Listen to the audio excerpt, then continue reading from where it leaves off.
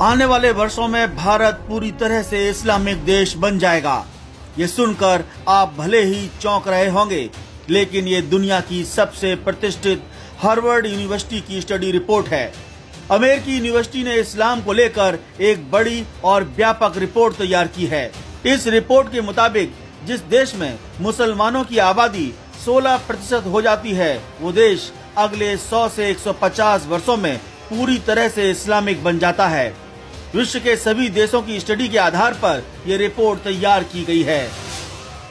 Tehát Bülé volt az, aki egy ilyen matematikai képletet rávetített erre a történelmi folyamatra, és azt nézte meg, hogy hogyan történik meg ezeknek a társadalmaknak a szaturációja, vagyis a telítettsége a muszlimok és az iszlám ideológiája által. És ő ugye arra a következtetésre jutott, hogy ez egy több száz éves folyamat, bizonyos országok esetében akár 300-400 év is lehet. 2011 की जनगणना के अनुसार भारत में मुस्लिम आबादी 14.2% थी, जबकि मुस्लिमों की आबादी तेजी से बढ़ रही है।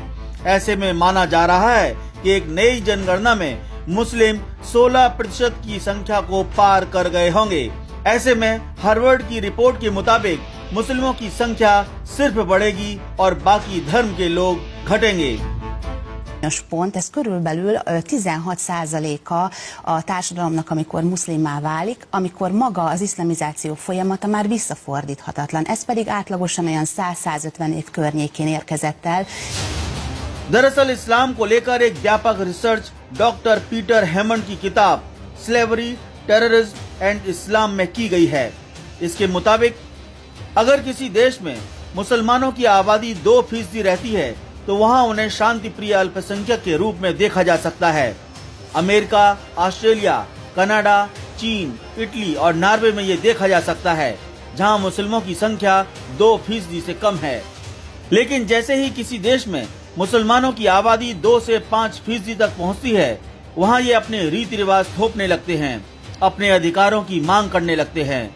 Denmark, Germany, Britain, Spain, Thailand जैसे देशों में ये देखने को मिल रहा है।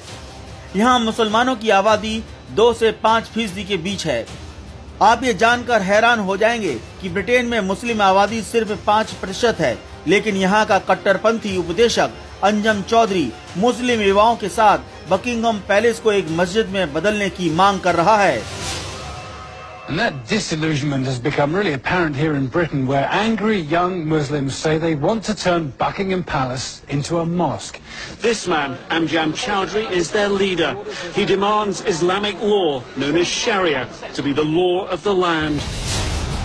मुसलमानों की आबादी जैसे ही 5% से अधिक होती है, तो फिर ये मुस्लिम इस्लामिक मानकों को थोपने की कोशिश करते हैं, बाजार और सरकार पर दबाव बनाना शुरू कर देते हैं, समुदायों के भीतर शरिया कानून को अनुमति देने के लिए दबाव डालना शुरू कर देते हैं। France, Philippines, Sweden, Switzerland, Netherlands जैसे देशों में ये हो रहा है।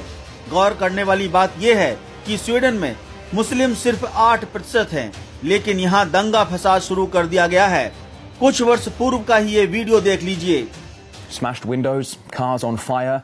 One of Europe's most peaceful capitals, Stockholm, now witnessing its worst outbreak of violence in years. Hundreds of youths, mostly immigrants, have ripped through the city's suburbs in 4 nights of unrest.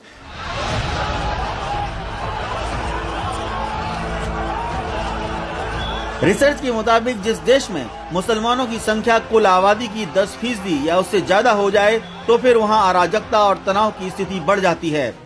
इस श्रेणी में Bharat, Israel, रूस, Kenya और Guyana जैसे देश आते हैं, जहां मुसलमानों की संख्या 10 से 20% के बीच है।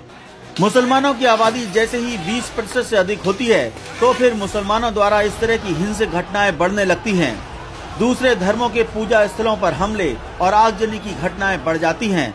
ठीक ऐसा ही 32.8% मुस्लिम आबादी वाले इथियोपिया में इन दिनों हो रहा है। 40% की आबादी होते ही उन देशों में बड़े नरसंहार, आतंकी हमले बढ़ जाते हैं। 40% की आबादी वाले बोस्निया और 59% आबादी वाले लेबनान में यही देखने को मिल रहा है। जैसे ही किसी देश में मुसलमानों की आबादी का आंकड़ा 60% को छूने लगता है, वहाँ जातीय नरसंहार की घटनाएं बढ़ जाती हैं। शरिया कानून को एक हथियार के तौर पर इस्तेमाल किया जाने लगता है। अल्बानिया, मलेशिया, कतर और सूडान में ऐसा ही हो रहा है, जहां मुस्लिमों की आबादी 60 से 70% के बीच है।